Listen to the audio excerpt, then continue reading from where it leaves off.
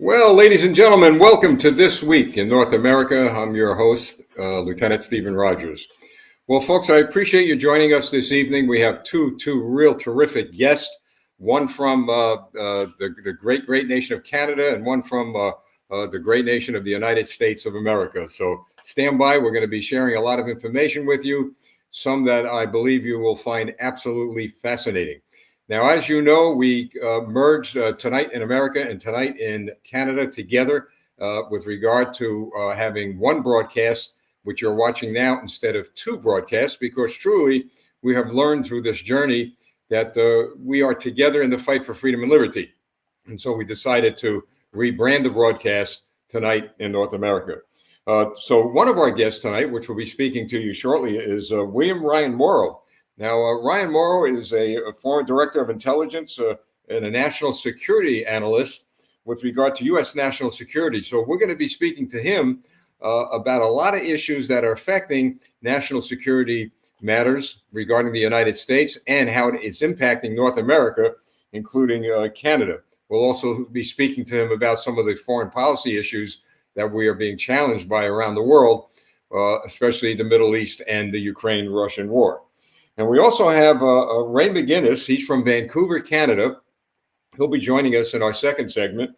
And I find this fellow really fascinating. He's written some works titled Justin Trudeau and the Politics of the Possible. And he's done extensive work regarding the Emergency Act in Canada. In fact, an article, The Emergency Act in Canada and the Triumph of Propaganda. Boy, that's going to be a fascinating discussion with him. But first, a few things with regard to our U.S. audience. I know many of you, in fact, probably 90% of you, are quite upset, especially in the Republican Party. I'm a Republican, and I've got to tell you, I'm not happy with what I see. That Congress that we're watching 24/7 now is a House of Representatives in chaos. This was not supposed to happen. We elected Republicans across this country to do what? To fight for freedom and liberty, to secure our border, to put an end to the waste and the fraud and the abuse that's taking place in government. And what are they doing? They're fighting. They're back to the same old tactics, but they're not fighting the Democrats. They're now fighting against each other. And I've said this over and over again, and I've said it to some of the reps that I've talked to over the past 48 hours. If you can't govern yourselves, then how on earth are you going to govern this country? As a Republican who has spoken to dozens and dozens of Republicans across this country via telephone or messaging, I can tell you that the party is not only in chaos, but it's on its way to political suicide. If they don't get their act together, ladies and gentlemen, at least those of us in America have to send a very clear message that that party is going to cease to exist. This is why we have people declaring themselves as independents. They're declaring themselves other than a Republican because of what we're seeing. The same old story with the same old set of characters, with the same old sheet of music. Well, that's got to come to an end. And I'm pretty sure that one way or the other, it will. Now, with regard to the Canadians who have been in touch with me, concerned about what's going on in Congress, well, our agenda regarding you is not going to stop. We're not going to let up. We're not going to stop. We're going to be here, and we're going to continue to fight the good fight of faith for freedom and liberty, not only here in the United States, but across the border, and helping you with the challenges you have. So we've lost nothing. And believe me, I think at the end of the day, we're going to be fine, but we've got to overcome this embarrassment. Now, I was just handed yesterday something that I'll probably talk to Ryan about, and it's something that was actually issued by our Department of Homeland Security on December 22nd. And this does involve Canadians. I'm going to read to you. It says, while the nation's federal air marshals are busy on the Mexican border providing illegal immigrants and welfare checks, transportation, and other basic services, Al-Qaeda is planning attacks in the United States involving planes, according to high-level Department of Homeland Security sources. Now, Judicial Watch, just so you know, that is a very credible legal organization that requests permission through our Freedom of Information Act, request information through that act regarding issues like this. Well, apparently they did get this alert. Now, Judicial Watch obtained from government sources a copy of the new intelligence alert which was delivered on December 31st, 2022 at 12:23:52 Greenwich Mean Time. The caption of the widely circulated reads this. Now, here's where it involves, where it may involve not only Canada, but America and the entire United States. Al-Qaeda says upcoming attacks on the United States, possibly involving planes, will use new techniques and tactics. Now, folks, I would not normally air something like this if I didn't believe that it was from a credible source, but this was. So here in the United States, we have to be very, very concerned now as to what is going on here with regard to shifting our resources from what is really important to us, which is the acts of terrorism that could be committed against this country, as well as acts of foreign movements against this country. So I'm going to introduce right now Ryan Mauro. Ryan, welcome to tonight tonight here. Thank you so much for having me. All mixed up today. I'm so busy, but it's all right. Welcome for This Week in North America. Thank you.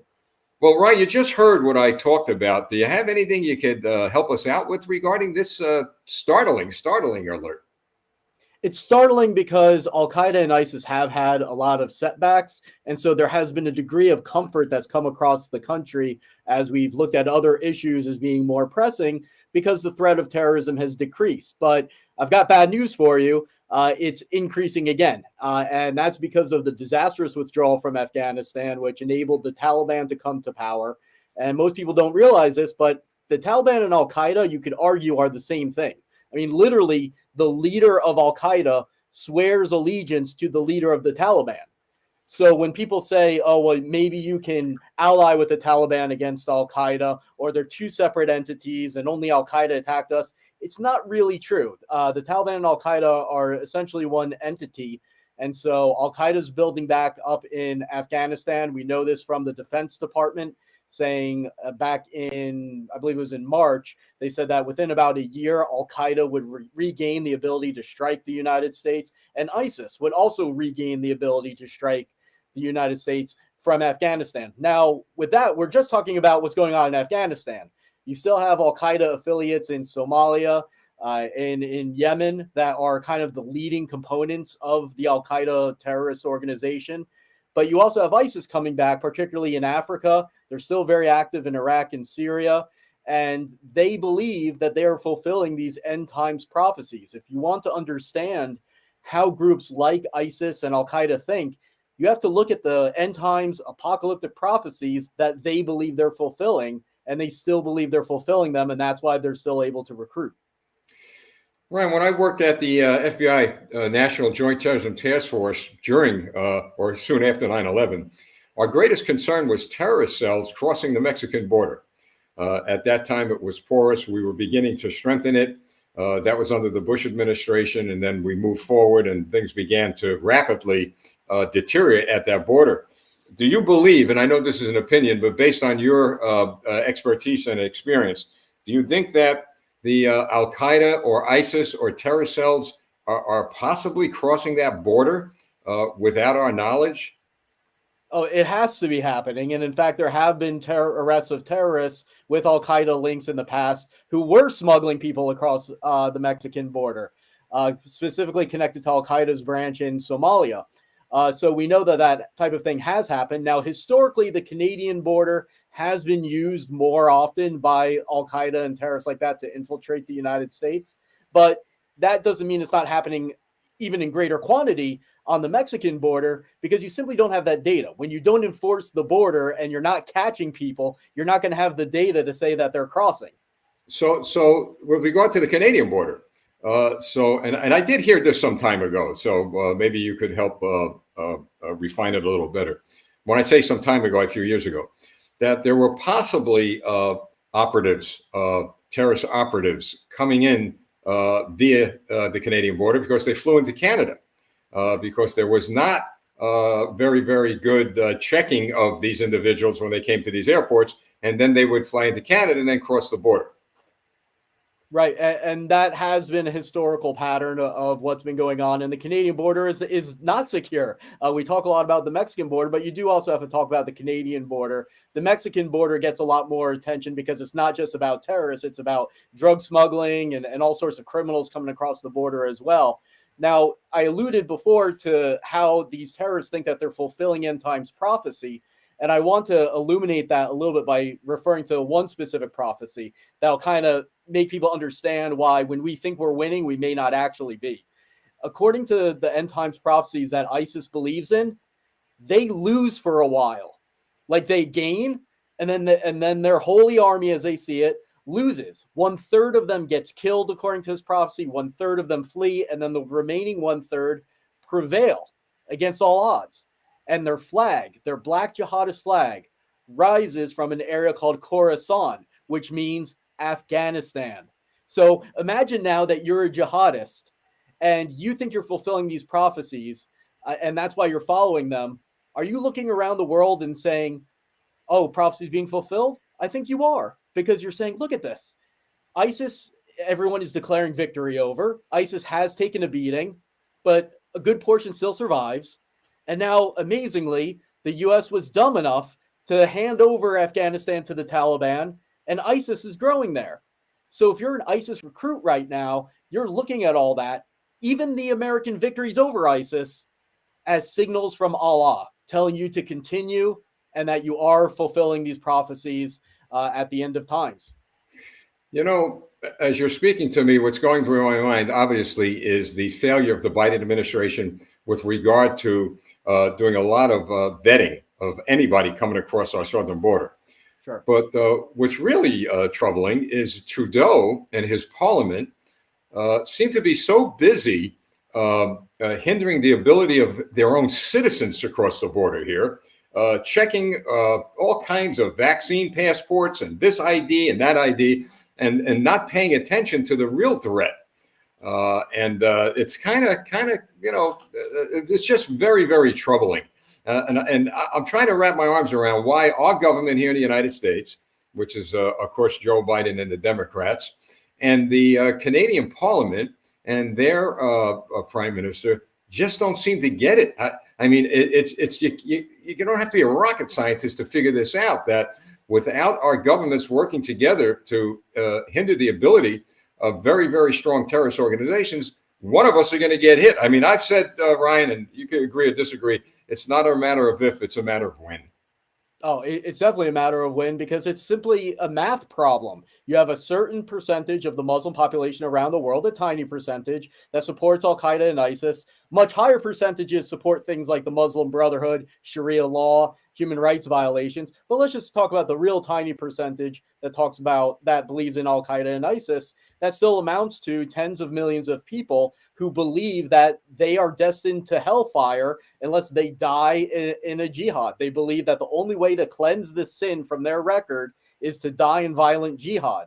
And that's a very difficult thing to contend with. It's very different from Christianity, for example, and the other religions where you can be, I don't know if the word shame is the right word, but you can regret your sin, but there's a way to reconcile that with your creator and to get into heaven. Whereas with the jihadists, and you'll see this again and again in the wiretaps of terrorist recruits, they say, I've done so much sin in my life.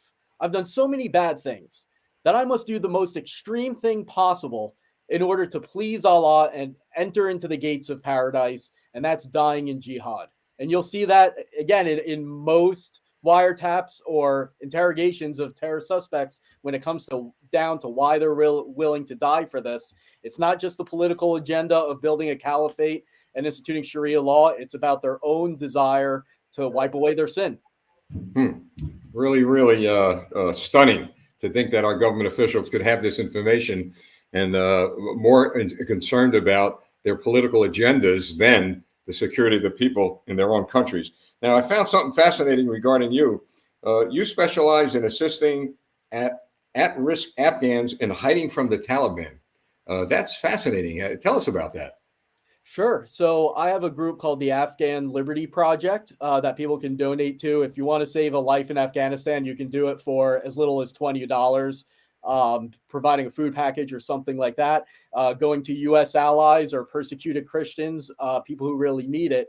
And the Afghan Liberty Project was birthed when just myself and some volunteers said in the aftermath of the U.S. withdrawal and the Taliban takeover of Afghanistan, look, we've got to do something. And what we learned was, and I didn't fully grasp what we could do at the time, was that just sitting here in the United States, just by spending time doing coordination calls and assembling our contacts with U.S. military, humanitarian aid organizations, and our Afghan friends in Afghanistan, we could really save a lot of lives. And so I collaborated with some other organizations to evacuate about 50 Christians out of Afghanistan and to continue to provide humanitarian aid in the forms of medical assistance, food, shelter with safe houses for people hiding from the Taliban. We provide that to people who served with the U.S. and their lives are very much in danger. The famine in Afghanistan is horrendous. The winter is extremely deadly. That threatens the lives of 1 million children every single year. And then you have Taliban and the ISIS trying to hunt down people like those that we're protecting. So that's what I do as a charitable effort. I don't make money off of it or anything. We just want to act as a funnel for people to help those in Afghanistan that we left behind. Well, we left them behind, and it was an absolute disgrace. Our military men and women fought gallantly right to the last death. And well, I thank you for doing that work. I'd like to talk to you a little bit about Ukraine now and Russia. The mood here in the United States, I'm beginning to see, is they're getting a little bit fed up with Zelensky, who seems to be running the show. Not only in Ukraine, but here in the United States. Trillions of dollars he's receiving, armament, weapons. Now the guy's talking about launching an attack inside Russia proper, talking about Moscow at one point. I think it's very dangerous for him to do that.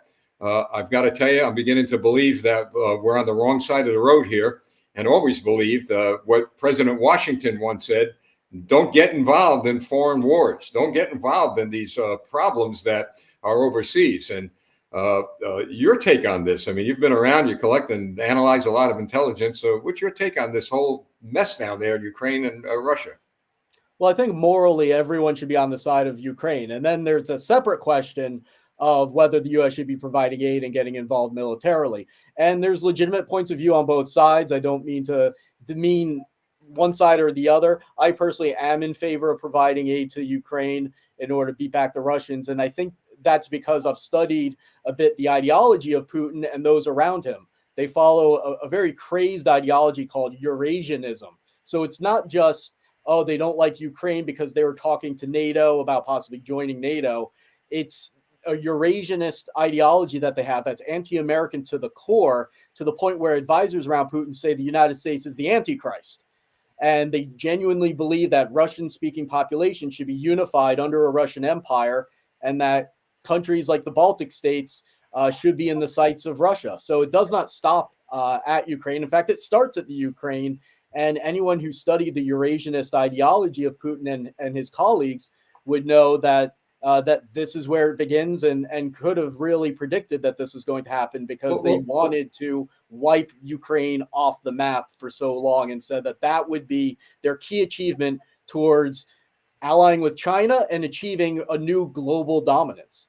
With regard to that, and listen, I agree with you, the indiscriminately bombing of civilians, et cetera, on both sides, certainly no one should ever support. But look, we've got pretty well credible reports that the Nazis in Ukraine, there are heavily Nazi concentrations, from what I'm told, through credible sources, have been persecuting to a point where they've been killing Russian people living in Ukraine. And yet what troubles me, Ryan, is that, and I'm sure you get the same feeds I get, all you hear is the Ukrainians destroying the entire Russian military, which, I just, as a former military guy, I'm just wondering, all this propaganda coming in, it's become a darn reality TV show, for goodness sakes, with this Zelensky.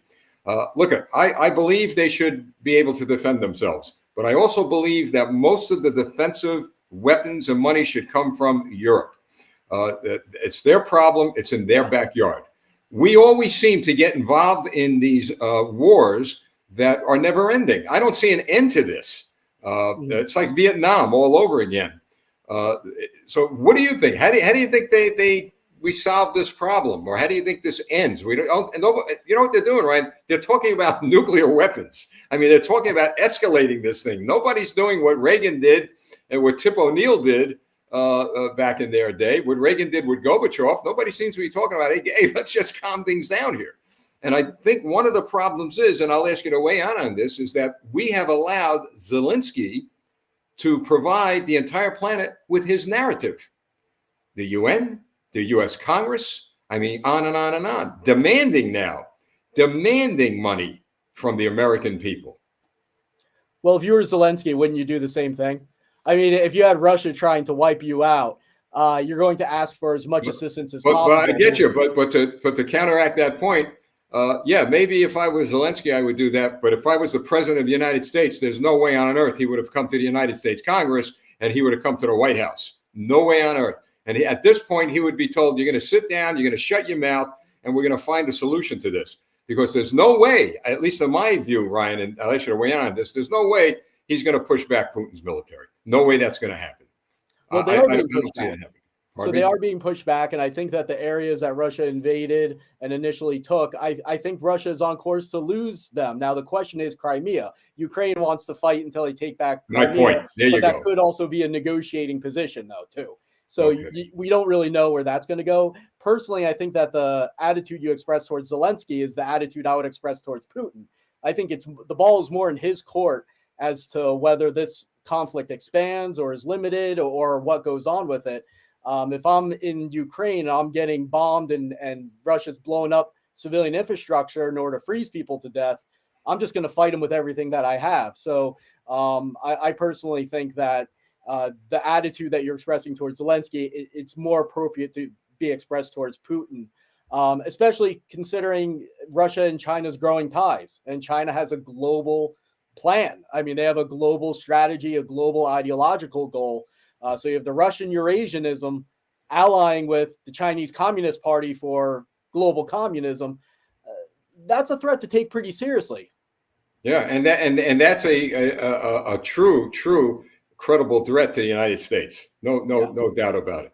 Fascinating. So, all right, as we close up this segment, in fact, I'm going to have you back on again because this is a good discussion that I know a lot of people in this country are concerned about. I'm fascinated over your archaeology, not evacuations, excavations. Oh, yeah. So I do on the side biblical archaeology work. And there's a film that went viral on YouTube that your listeners can look up. It's called Finding the Mountain of Moses. And it's all about some new evidence verifying the story of the Exodus from the Bible, which academics have dismissed as a myth. But in recent years, other explorers and researchers, as well as myself, have gone to some areas. And we've concluded that the reason you didn't find the evidence for the Exodus is simply that you were looking in the wrong spot. And our theory is that Moses and the Israelites fled Egypt and went to modern day Saudi Arabia. And if you follow that theory, you see all sorts of evidence that makes sense and makes that story come to life as a historical reality.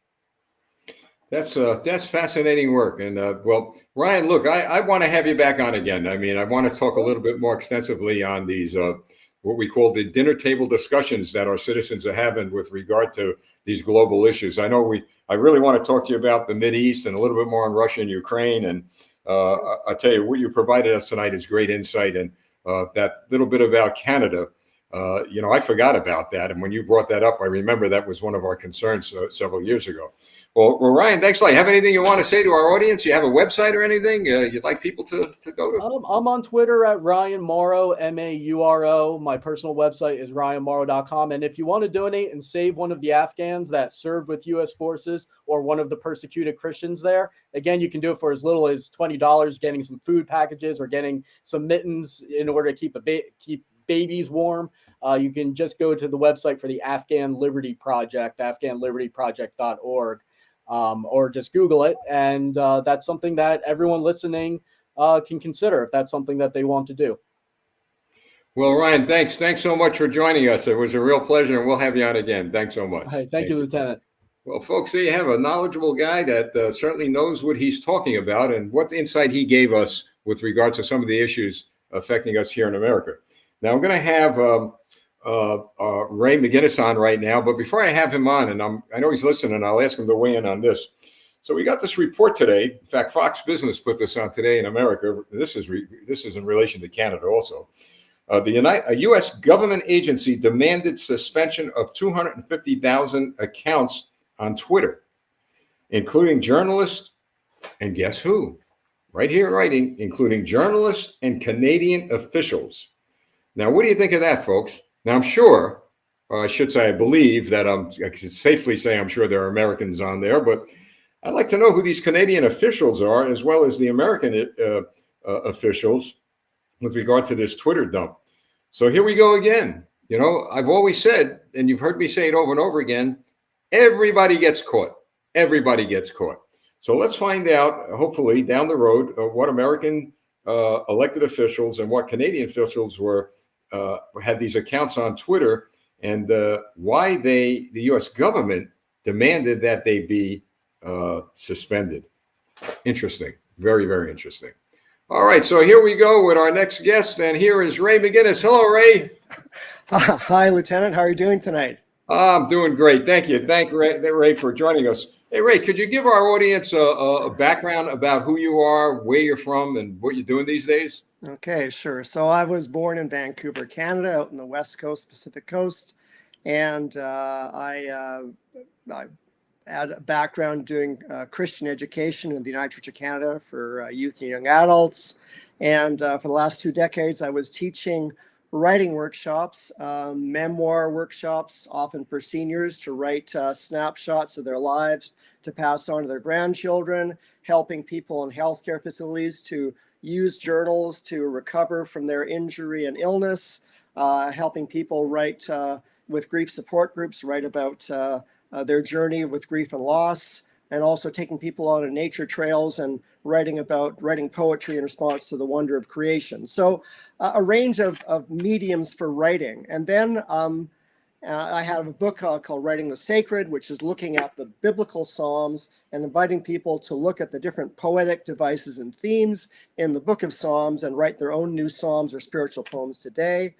And then I wrote a book called Unanswered Questions, which looks at the historic Family Steering Committee of the Family Steering Committee for the 9/11 Independent Commission, with a bunch of non-partisan family members who lost loved ones, who just wanted to have a good investigation. And the 9/11 Commission happened because of those people. So, and I was mostly chronicling, not telling people what to think, but just showing what that story was. And so again, focusing on personal narrative and testimony from people before the commission on C-SPAN that you can still see today. And so now, going from commission to commission, I've been focused more recently on the Public Order Emergency Commission in Ottawa that just happened over 6 weeks this fall, and looking at the response of at least the investigation into whether or not there was a justification to invoke the Emergencies Act by Trudeau. Well, you did some extensive work on that, and you did write about Justin Trudeau and the politics of the possible. Tell us about that. So the Emergencies Act is an act which came into being in the formal Mulroney government in 1988 to kind of tweak the former War Measures Act. We had the crisis in Quebec in 1970 called the FLQ crisis. One politician was murdered in 1970, another was kidnapped. So they're fixing the War Measures Act and getting more government accountability. And so there are 4 things that the Emergencies Act put in place so that if a government ever felt that there was no other way to deal with the situation in Canada, that they would have these four tests to sort of remind them what they would be, which is evidence of espionage, evidence of acts of sabotage, acts of serious violence, and a plot to overthrow the government. And so back in January, February, there's this protest of the government had decided that truck drivers who crossed the border had to be vaccinated. Now, back earlier, from the beginning of the pandemic, the Prime Minister had tweeted and referred to the truck drivers as the, quote, heroes of the pandemic. And they were bringing essential services, goods to hospitals, to grocery stores, department stores, hardware stores, gas stations, and so on.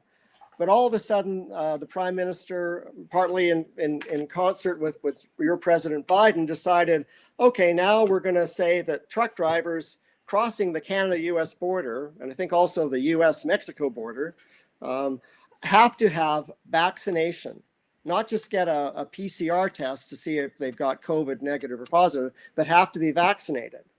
And the truck drivers were saying, and so were numbers of industry organizations, chambers of commerce, saying, look, you can drive a truck all over Europe, across many borders, all over Africa, Central and South America, and Asia, and you can cross border after border, and people aren't making any exemption regarding, your vaccination status, because they're concerned about their supply chains and want to get the goods to the, to the market.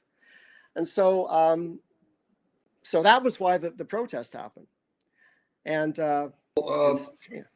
so we got up to the protest, okay, and there were all these regulations being imposed upon the Canadian people. I'll tell you, it seemed like it was coming out of the playbook of Stalin, Marx, and Lenin. I mean, out of a Communist Party playbook. I mean, people were not allowed to basically move around without a vaccination passport.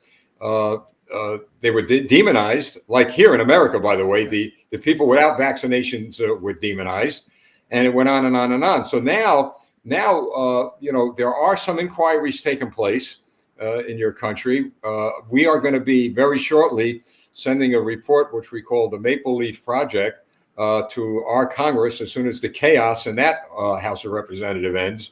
And we're hoping that our representatives who are not much aware of what's going on there, believe me, they're not aware of what's going on in Canada with regard to the rights of people. You've got, and I'm going to ask you to weigh in on this if you can, you've got that C-11 bill that's supposed to regulate communications in and out of your country. We have dubbed that as the 21st century Berlin Wall that Trudeau is building. You've got the issues of the vaccinations, which I hope by January 8th, I don't know this is fact, but I'm hoping that the U.S. government's going to remove that barrier for Canadians to come here. I don't know if it's going to happen in view of the fact that we got this chaos going on. But there are rules and regulations that your countrymen are facing, including the gun grab. Now, I've heard from some farmers up in your country who the only defense they have against very bad people and the only, let's say, instrument they have with regard to obtaining food or shooting wild animals are their guns. So when you look at all that's going on, in your view, is your country truly leaning so far to the left that they're mirroring some Communist Party ideologies, or is just something that you think will be taken care of real quickly by the people through the electoral process in your country? I think that the Liberal Party of Canada is supposed to be based on a history of classic liberalism. But what happened in the decision to invoke the Emergencies Act, the Canadian Security and Intelligence Service Director David Vigneault, Royal Mounted Police Commissioner Brenda Leckie, all the chief people in intelligence and policing all said that there was none of the threat of the test for invoking an emergency have been met. And so you have the National Security Advisor of the Prime Minister, Jody Thomas, saying, well, we can expand the definition of threat.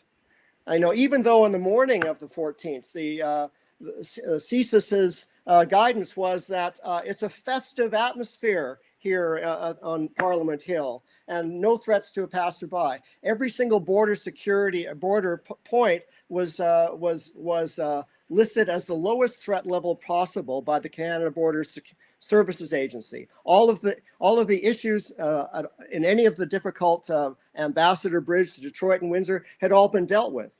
And yet they went ahead and invoked the Emergencies Act. I think as a a political gamble to try and have a wedge issue to get people to vilify people who are opposed to their policies. Well, I've got to tell you, it certainly backfired globally because what you just articulated about a festive atmosphere, the entire planet saw that.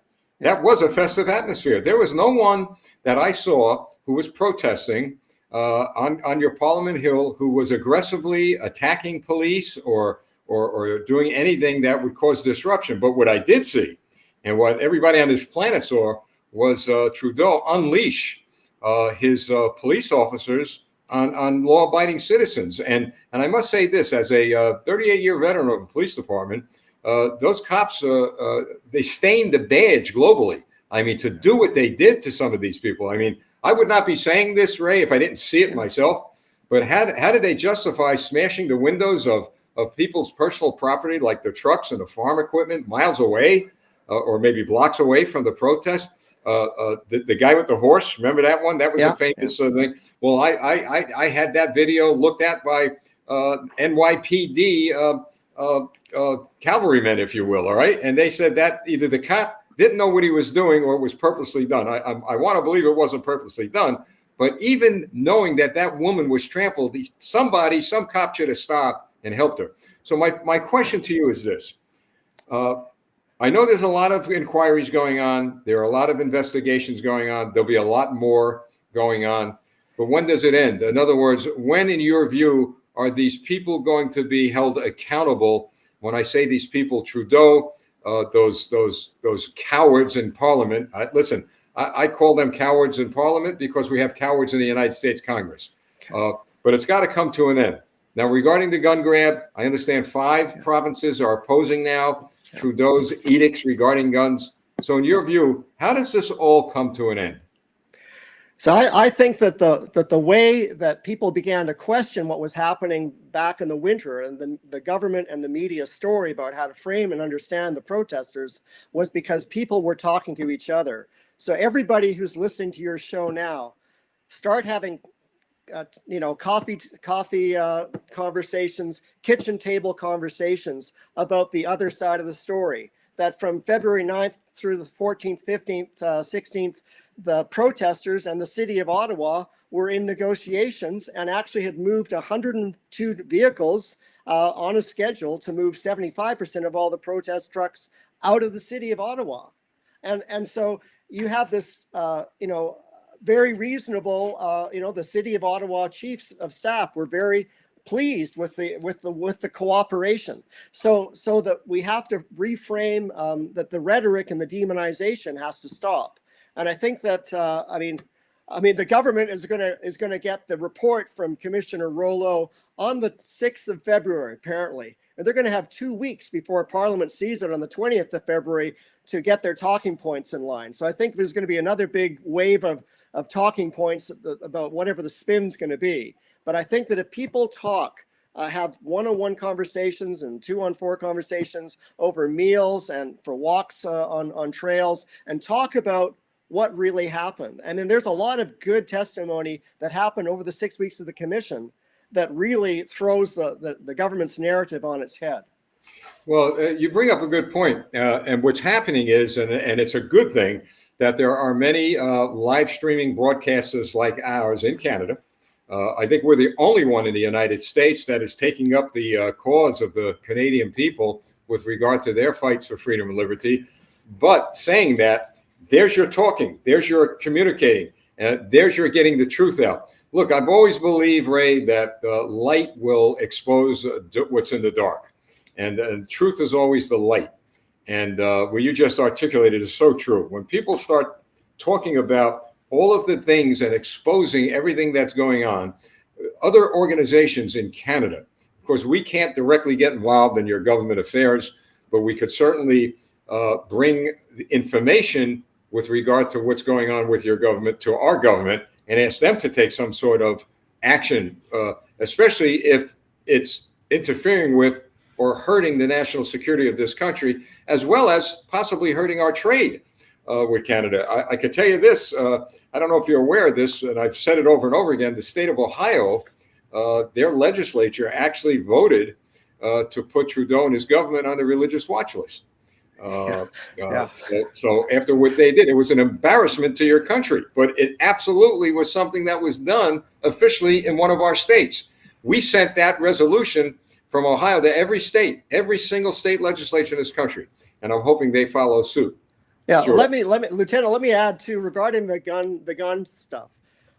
While the government is focusing, like whenever there is a calamitous, horrible shooting that happens of multiple shooters in America, the Prime Minister almost treats it as though America and Canada was just one big country, and almost acts as though what's happened just happened in Arizona or Maryland or Virginia just happened in Canada, and then starts to get on his high horse about his recent legislation. All the while, there was a report on the 19th of December where the Department of Public Safety as saying that they have no guess on what to do about gun smuggling. They spent over $300 million on trying to get a handle on this. And meanwhile, there's more than 14 million commercial shipments by rail across the Canada-U.S. border. And the testimony and the report said there is almost, quote, there's almost 0% chance with any illegal weapons entering the country, Canada, via rail will ever be found. The latitude given to rail carriers we find is far above anything given to any other industry. So on the one hand, you're trying to be tough on farmers and duck hunters. Meanwhile, you've got people who are criminals who can know that the rail system gets almost no any kind of look at all in the rail cars. And if I was a criminal, and knowing the lack of attention to what happens in the rail cars across the Canada-U.S. border, I want to put those illegal firearms across the border and get them to my buddies. You just articulated the argument that we are using with regard to our Second Amendment. You're right. Look, we've always said, and we will continue to say, the best way to stop a bad guy with a gun is a good guy with a gun. And there are bad guys that have guns. And the reason why they have them, at least in the United States, is that we have courts that are very lenient on those who violate the laws. They let career criminals out on the streets to do what? To commit violent acts again. So it isn't the gun, it's the person holding the gun. And I would venture to say in Canada and in the United States, I know this, out of the millions and millions of people who own guns here, I'm yet to see any mass killing by a person who illegally owns a gun. People who own guns here, who are exercising their right to bear arms, 99% of them are well trained. They're absolutely very responsible. Indeed, there are some that go off the rails, but for the most part, these criminal acts are being caused by criminals, not by good guys. And you just articulated that. So in your view, is the same as our view. If criminals know that there is a depot, if you will, whether it be trains or planes or cars where they can get guns easily, that's where they're going to go. Yeah, and in Canada, ever since we don't have a Second Amendment like you do. So, and ever since like the late 1980s, when there was a horrific shooting by a man went in and shot a bunch of women in a college in Montreal, we've had very restrictive legislation regarding gun ownership and all kinds of things. It's not as though we've been sitting on our hands for the last 35 years. So, but the Prime Minister acts as though we're suddenly kind of blindsided, and we have a lot of things already in place. So it's mystifying the way that this is being ginned up. We've said to the Biden administration, who's trying to pass these draconian gun laws, and we'll pass this on to your parliament and some of their operatives, if not them, watch this broadcast. If you're so intent on passing regulations regarding disarming law-abiding citizens, why don't you take a real step in courage? Why don't you do this? Remove Justin Trudeau's bodyguards. Disarm them. Disarm them. If the regular guy and gal who's working hard in your country, as well as here in the United States, are not allowed to have a weapon to protect themselves, a defensive weapons, then what you need to do is practice what you preach. So disarm those bodyguards, the Secret Service guarding the President of the United States and Justin Trudeau. Just disarm, okay? Come on, be courageous like you want us to be. And when that person comes to attack you, what are you going to do? What are you going to do? Try to de-escalate Mr. Joe Biden, as you ordered our police to do? Or how about you, Justin? Are you going to look for the nearest plane ticket out of your country, running like a coward? So my point is, Ray, is that they're so hypocritical. And so I believe, though, by your government doing what they're doing, they seem now to be getting a lot of pushback from, I believe, 5 of your provinces, and I think Alberta is one of them. Yeah, getting pushback, and maybe it should be a requirement of every Canadian cabinet that they at least get a basic tutorial on duck hunting and coyote shooting or whatever. Like, it seems that these policies are written by people who've never, I mean, there's like around 30% of Canadians or 30% of the gun owners are using them to hunt for food, for their own sustenance. And many of them are First Nations Canadians, like your counterpart to American Indians. So, and a lot of people that live in small rural communities that are used to shooting a moose or whatever. So there's this huge disconnect between what is being passed in Parliament and the experience of people in rural Canada. And I'm saying that as a Vancouverite in a big urban setting, but I understand that there's something really off with what's going on. Well, what's off, I think we could agree, is the power and the money and the ideology. We're beginning to realize, at least in this country, and thank God we corrected it in the House of Representatives, it was beyond politics and probably beyond money and power. It was leaning towards an ideology that wanted to take complete control of the people of this country. But boy, did it backfire badly.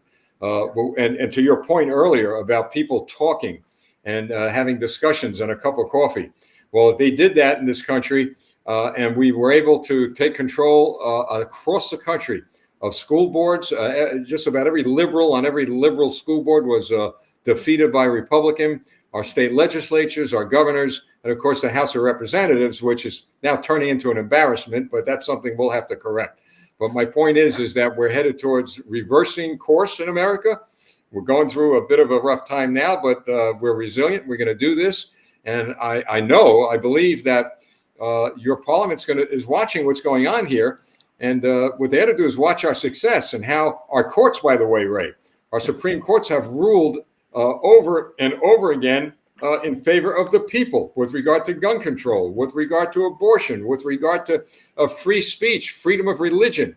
We're seeing all these liberal, ridiculous communists, if you will, ideologies that are being built into our laws overturned by our Superior and Supreme Court. So I predict that'll happen to your country if people do what you said, stay at it.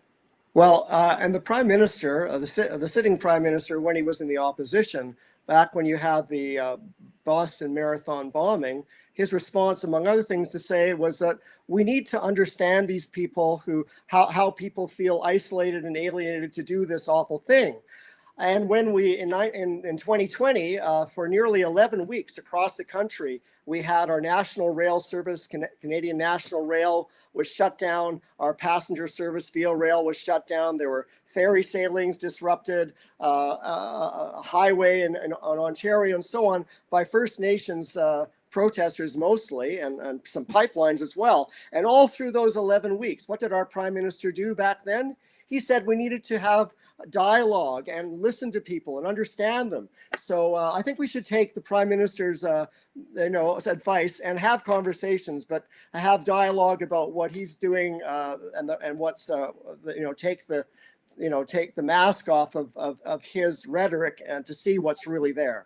Boy, I like the way you framed that, Ray. It's time to sit down and talk about the positive things. It's time to come together and to advance our agenda. Let's not let them run the narrative. Why don't we run the narrative? Good Exactly. point, Ray. Anything else, Ray, before you go back to Vancouver? Well, I think that when people talk about threat, we need, there's a reason why a word like threat to national security in that phrase is very tightly confined. So we need to make sure that words really mean what they mean. And we can't just start talking like the Prime Minister's testimony. He talked about, well, there were unknown interiors of trucks and there were children on Parliament Hill and there were bouncy castles. And like, we need to be able to say, no, we have some very clear definitions of what a threat to a nation is, be it America or Canada. And we can't just sort of start widening it so that we can give ourselves permission to start laying down the law just because there's some people opposing our policies that want to have a discussion. Do you see him being removed from office? I mean, vis-a-vis your elections coming up. I'm not too well versed over some of your candidates running, but a guy named Pierre Poilievre is his name. Yeah. Pierre Poilievre is the conservative leader, but we have several different parties in the parliament, and the New Democratic Party leader Jagmeet Singh is, at least he's said publicly, he's dedicated to keep the votes in place so that the prime minister doesn't have to go back and face the voters until 2025. But in the meantime, we all have to get busy and keep watch. There you go, the communist playbook. President Xi did that. Vladimir Putin did that. So keep him in forever. I mean, come on. Oh boy, he should thank God. Trudeau should thank God that he has citizens in his country who are as peaceful as they are, as wonderful as they are. And ironically, Ray, what he did through his measures was unite the people of this country and the Canadians like never before. I mean, we've never had open relationships like this where we're talking with each other, we're on the air with each other. I mean, Tucker Carlson, he's been on Fox really hammering at the Canadian Parliament and Trudeau government. That's never been done before in this country on a major network. But my point is, we were brought together and fused together as people who just want to live free. We were born to be free. And Joe Biden doesn't get it. The Democrats don't get it, but they're going to get it real soon. And then, the Canadian Parliament don't get it. So my point is, they're the ones that are not going to be free. They're the ones that are going to be isolated. And as you said, where Trudeau says, well, with regard to like the Boston Marathon bombers that you use that example, we need to understand them. Yeah. Well, Justin Trudeau, we understand. We understand the Canadian Parliament. We understand Joe Biden. We understand the Democrats in Congress. We understand that they don't belong there. They belong on an island all by themselves, and they can talk with each other. They can analyze each other and figure out how they got there. So my point is that at the end of the day, I've said all along, we win. The people who love freedom and liberty and who obey the law win. Provided they do what you said we need to do. Well, because what they don't want to have a conversation, because as it turned out in March of 2022, when the Dr. Theresa Tam, who's head of Public Health Canada, and the health minister Duclos admitted that there was no data at all that they could point to anywhere that would suggest that truck drivers crossing the border was somehow going to be a problem to the health of anybody driving by themselves in an empty cab by themselves. So they don't want to have a conversation because they'll have to talk about stuff, and then people are going to say to them, "Where's the beef?" Well, they're going to be forced to show the beef when all this comes to a head in a court of law, because sooner or later it's going to get there. And so one or two things are going to be happening. They're either going to be fighting with each other and eliminating each other somehow, or they're going to commit suicide because they're not going to be able to take it. And that's what happens, sadly. People get to a point where they end up destroying each other. We, the people who believe in freedom and liberty, we're not destroying each other. We're strengthening each other. But all these politicians, and I see it taking place in this country, see it taking place in your country and others, at the end of the day, those who commit evil acts against free people are those who are going to lose everything they have. And guess what's still standing? This flag here and this flag here. We are still standing, and we ain't going nowhere. Ray, that's it, buddy. Great to speak with you, Lieutenant. Thanks. Would you come back on? Absolutely. Real pleasure. Thanks so much. Stand by, folks. Okay. Thank you. Ray McGinnis. Boy, what a guy, huh? I mean, I like a straight talker, a good patriot, and he provided a lot of insight for us. So, folks, this has been our maiden voyage, if you will, for I'm almost forgetting everything. I'm so tired over this ridiculous chaos we have in our Congress this week in North America. And this backdrop here, well, I didn't get permission to mention the names, but I'm going to ask that next week I'm allowed to. And if they're watching, this was donated. This was given to us by a Canadian couple. And I thank them for giving that to us. The answer to prayer, we're trying to figure out how can we bring everything together. And well, they were the answer to prayer. So this is a great thing that we're doing with the United States and Canada. We're going to continue at it. And those of you in Canada and other countries who are watching are concerned about our role and our focus of attention. Yeah, it's on what's going on here, but we're not going to take these eyes off of what's happening in your country, because we need to let our individuals in this country know, and I'm talking about our Congress, know what's going on north of our border. And the more we give them information, the more that they're going to be able to come together, speak with us, and notice the urgency of what we're talking about. Okay, so that's it, folks. So I want to thank you all for joining us, and always do this, all right? Always keep everyone in prayer. Keep your country in prayer. Please keep us in prayer. Pray that, the good Lord provides our needs here in order for us to continue the calling that he has given us. I used to think, well, what am I doing here? What are we doing? Well, it's a calling from God. I believe that. I believe you have a calling from God to pray for your country, to do what Ray said, to maybe come together and talk about these things. And let's focus on the positive. All the negative stuff you're getting, delete, delete, delete, delete. In Canada, you've got some great broadcasters up there, live streaming some good stuff. Get on their program, support them, and pray for them. How's that? The Bible says that the effectual fervent prayer of a righteous man or woman availeth much. So prayer counts. It counts a lot. Not by power, not by might, but by the Spirit, saith the Lord. And it's by his Spirit that we together, United States and Canada, that we together are still standing. That's it, folks. So next Thursday night, we'll have two other great guests on this week in North America. Now, what I'd like you to do, all right, I'm going to take a poll, okay? You got our email. There's our website, okay? If you go there and it says contact, I'd like to ask you how you feel about this broadcast, all right? I really want to do things that will be beneficial to you. I've never done this before, but this is something new for us, a new type of way we're doing things. And, well, I'd like to have your input. How's that? All right, folks, God bless you. God bless America, Canada. God bless North America. Together forever, let freedom ring. Thank you and have a great week.